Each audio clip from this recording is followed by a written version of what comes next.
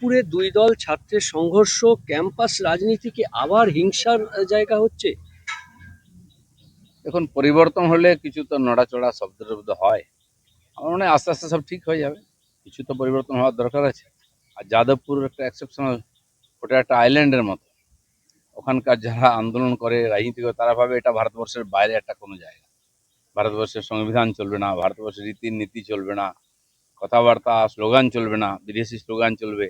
এটা তো বেশি দিন চলতে পারে না। তো কিছু তো পরিবর্তন হবেই, শুরু হয়েছে, দেখা যাক।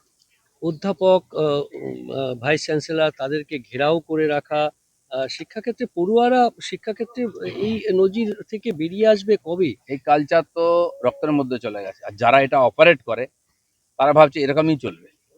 দুনিয়া পাল্টে গেল, ভারতবর্ষে বহু জায়গা পাল্টে গেছে। জেএনইউ যেখান থেকে অনুপ্রেরণা পেয়ে এরা করেন, এখানে পরিবর্তন। দিল্লি ইউনিভার্সিটির মতো, ওসমানী ইউনিভার্সিটি সব পাল্টে গেছে।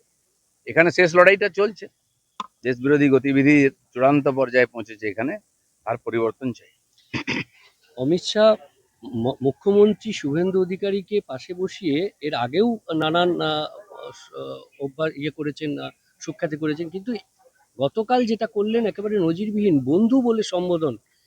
ব্যক্তিগত স্তরে তার আগেও সম্পর্ক। বলেছেন মেরে মিত্র, এ তো রাজনীতিতে প্রচলিত কথা, সবাইকেই বলে। তো বন্ধুই একসঙ্গে কাজ করলে এত বছর বন্ধুত্ব হয়েই যায়। এটা টিএমসি নয়, কর্মচারী আর মালিক সম্পর্ক। পার্টিতে আমরা সবাই বন্ধু, সম সহকর্মী। পার্টি যাকে যে নেতৃত্বে বসিয়েছে সে দায়িত্ব পালন করছে। বাকি তো একটা পরিবারের মতো আমরা সবাই। দাদা, শওকত মোল্লার বিরুদ্ধে এবার ইউপিএ ধারা লাগু হচ্ছে। এনআইএ বিশেষ আদালতে সেই আবেদনও করেছে এনআইএ। অবশ্যই লাগু হওয়া উচিত।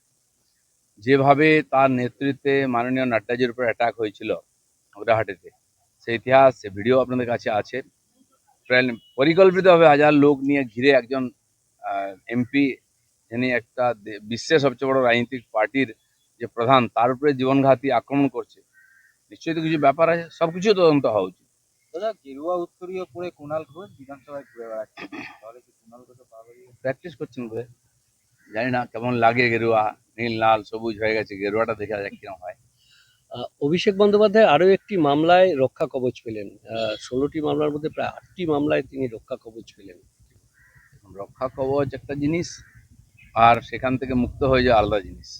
কেস চলছে সাময়িকভাবে, বিভিন্ন কারণে কোর্ট মনে করেছেন এ ব্যাপারে যেন আর বেশি কিছু না হয়। কিন্তু কত মামলায় রক্ষা কবচ পাবে? মামলা তো হয়েছে, তদন্ত হবে।